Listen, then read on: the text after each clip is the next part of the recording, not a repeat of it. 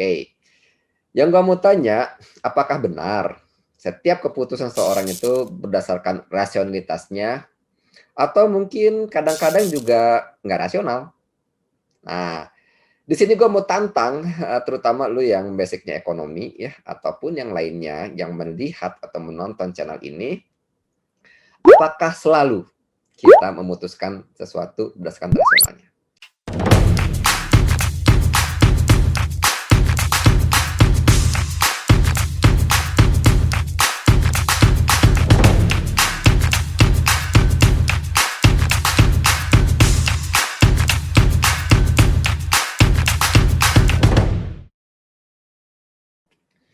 Assalamualaikum warahmatullahi wabarakatuh. Selamat datang di channel Diet, diskusi ekonomi terkini.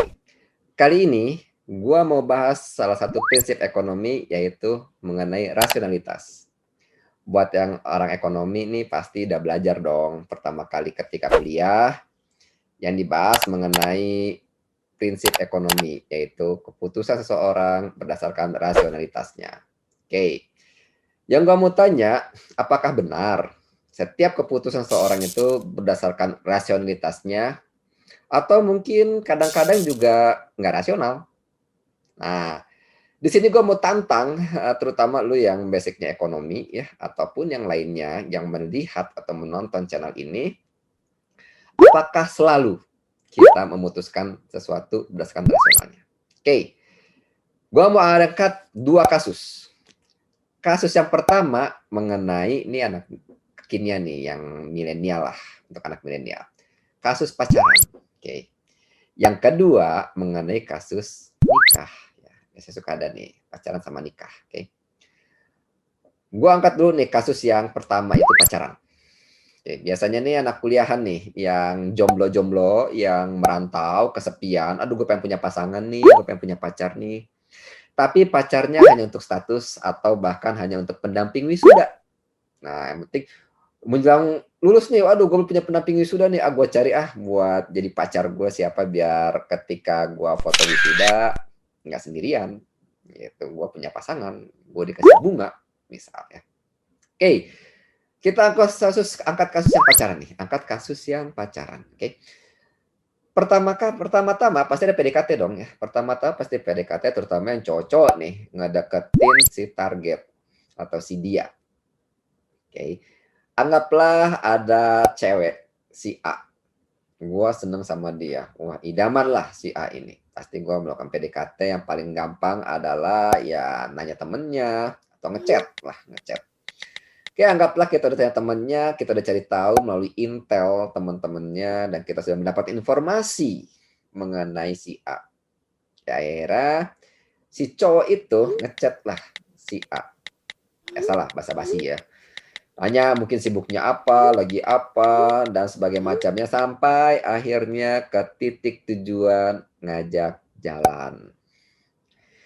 Ngajak jalan, hai, kamu ada waktu kosong nggak? Yuk jalan yuk, gitu ya. Sama siapa? Ya awalnya sama temen, rame-rame. Nanti lama-lama ya kita berdua aja jalannya. Kok rame-rame terus kapan dapetnya? Kapan itu nge-PDKT kok rame-rame, ya tamasya namanya ya. Jadi berdua lah. Paling gampang jalannya kemana ya, ke mall. Paling jalannya ke mall, ya terus makan ya atau nonton. Makan dan nonton lah, itu standar lah, standar. Ngajak makan ataupun ngajak nonton itu standar. Oke. Kesan pertama itu harus meyakinkan buat si pasangan, ke si A. Ya si cowok kemungkinan besar ya bakal bayarin dong, ya kan, bakal bayarin si A tuh, traktir lah, gampangnya ya traktir makan atau traktir nonton. Anggaplah minimal makan itu habis buat si A itu ya 50.000 sampai 100.000 lah range-nya ya. Karena ya PDKT pertama ya anggaplah makan di mall itu 50.000 sampai 100.000 per orang. Ya anggaplah 100.000 lah. Oke. Dia mengeluarkan uang sesuatu yang belum pasti. Kan PDKT awal, jalan pertama. Apakah gua pasti dapat si A atau si dia? Ya, belum tentu. Apakah itu rasional nggak? Lu mengeluarkan uang sekian ratus ribu untuk sesuatu yang belum pasti. Oke, itu jalan pertama. Setelah jalan pertama, menuju minggu depan, pasti ada chat. Nggak mungkin kosong. Tarik ulur lah gampangnya. Kadang nelfon, kadang ngechat, kadang nelfon, ngechat, bolak-balik aja terus begitu kan. Tarik ulur, tarik ulur. Di mana lu menghabiskan kuota, lu menghabiskan kuota yang belum tentu lu dapat juga. Yang tadi kuota buat 1 bulan, cukup cuma buat 2 minggu. Yang tadinya uang bulanan cukup 1 bulan, jadi cuma cukup 2 minggu. Anggaplah seperti itu. Dan lu merelakan itu semua demi sesuatu yang belum pasti. Oke. Anggaplah PDKT lo berjalan lancar. Lo jalan lancar, akhirnya dapat tuh si A tadi, si doi ya. Si doi dapat. Wah, happy-nya bukan main dong. Lo berasa mimpi, wih gue bisa dapetin si A akhirnya. Gua punya pendamping wisuda nih, ya. Wah, gue punya pendamping wisuda nih. Sampai akhirnya kalau lu ngedate pertama. Ngedate pertama lu pasti ngedate pertama yang rapih dong, yang ganteng dong. Wah, ngedate pertama nih, perdana nih gua ngedate sama dia nih, status sebagai pacaran. Oke, pacaran, pacar gue. Oke, cewek gue nih. Oke. Dinner, tempat yang romantis apa segala macam. Mending gitu. Dan lu bayarin dong. Lu ngeluarin duit lagi buat dia. Oh, buat ceweknya mah enak ya. Nah, berjalanlah 1 bulan, happy 1 bulanan ya, happy 2 bulanan, sampai akhirnya happy anniversary 1 tahun. Kita ngapain nih? Yuk dinner, tempat lagi yang romantis. Besok si doi ulang tahun nih. Gue beliin kue gue beliin surprise, gue pengen bikin surprise, gue pengen beliin kado yang boleh dibilang gue adalah satu-satunya cowok yang romantis buat dia. Gue beliin kado, gue beliin kue yang oke punya, gue bikin surprise, gue undang teman-teman segala macam buat merayakan ulang tahunnya. Oke, udah tuh berjalan. Setelah lulus kan wisuda nih ya, pendamping wisuda dong, foto. Oke, sampai akhirnya si pasangan ini mencari kerja, LDR lah, keluar kota. Ketika LDR, si pasangan ini masih dirundung yang namanya kangen. Oke. Oke lah, bolehlah ketemu sebulan sekali keluar kota nih. Saling menjenguk lah, saling menjenguk. Ya otomatis apa? Transportasi lagi keluar tuh. Duit lo keluar lagi buat transportasi. Belum lagi buat makannya, belum lagi tempat tinggalnya, hotel segala macem lah.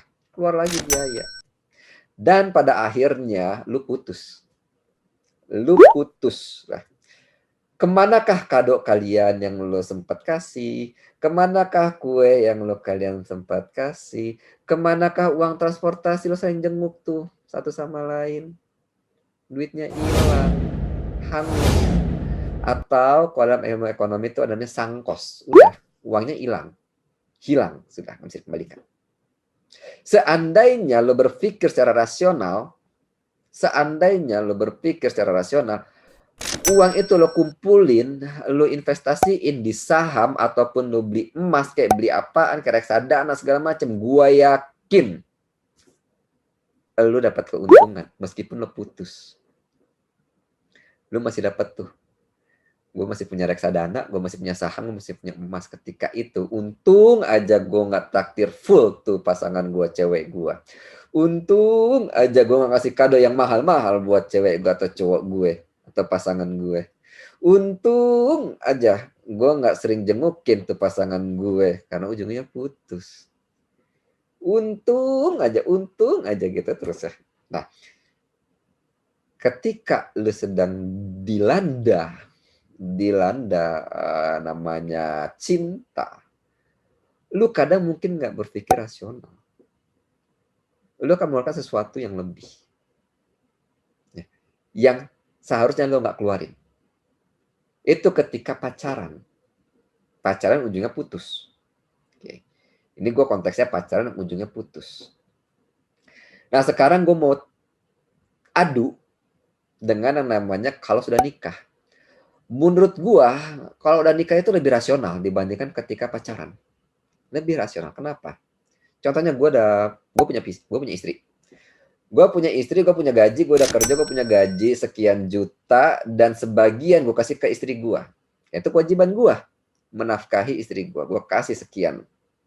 Nggak 100% ya 20%-nya, 80%. Sisanya gue tabung dong. Gua kasih ke istri gua sekian persen dari gaji gua. Istri gua pasti nyiapin makanan buat gua. Pasti, nggak mungkin enggak. Ini uang bulanan ya, dia nyiapin makanan buat gua. Gua menghidupi dia dan dia juga menghidupi gua. Oke. Selain itu, gua kasih sekian persen gaji gua. Kemungkinan besar istri gua bakal menyisihkan uangnya untuk ditabung. Untuk ditabung. Ketika gua darurat atau ketika gua sakit, dia pasti mengeluarkan tabungannya untuk membantu gua agar lebih sehat atau membantu gua melepas dari namanya kesulitan. Rasional nggak gua ngeluarin duit segede gitu? Rasional, karena suatu saat istri gua pasti ngebantu gua. Ketika gua sulit, ketika gua sakit, dia pasti ngebantu gua. Dan gua nggak akan memperhitungkan berapa rupiah yang gua keluarin buat istri gua. Itu dia bedanya yang pacaran dengan yang nikah. Kalau udah nikah, keluarin duit sebesar apapun, gua kasih kado semahal apapun buat istri gua pasti make tuh kado gua. Gak bakal ngebuang kado yang gua kasih. Beda dengan pacaran, ketika putus itu kado bakal disingkirin. Gue yakin banget ketika dia nikah dengan pasangan lain tuh kado gak bakal disimpan, bakal dibuang atau disingkirin atau dilupakan lah, gampangnya gitu. Dilupain dah. Oke, dilupakan. Beda dengan kalau udah nikah, gue kasih kado sama apapun pasti dipakai, pasti disimpan, nggak mungkin enggak. Nah, bedanya. Oke. Kesimpulannya apa? Kesimpulannya bahwa tidak setiap keputusan itu berdasarkan rasionalitasnya. Ini menurut gue tergantung dari situasi dan kondisinya. Jadi kalau seandainya kondisinya kayak tadi kasus orang pacaran, dia mungkin lebih nggak rasional dibandingkan orang yang sudah menikah. Mungkin. Ya. Itu menurut gua, perspektif gua. Oke, nah gua tanya sekarang ke diri lo masing-masing. Bener nggak apa yang gua bilang ke elu? Kalau lu nggak setuju silahkan komentar di kolom komen. Silahkan. Pendapatkan gimana? Setuju nggak? Bahwa orang pacaran itu nggak rasional dibandingkan orang yang sudah nikah. Setuju nggak? Silahkan bikin komentar di kolom komen. Oke. Tapi jangan lupa klik tombol notifikasi dan juga subscribe di channel Diet, diskusi ekonomi terkini, di mana ngebahas keilmuan ekonomi, isu-isu ekonomi terkini. Terus update, terus lihat channel Diet tentunya.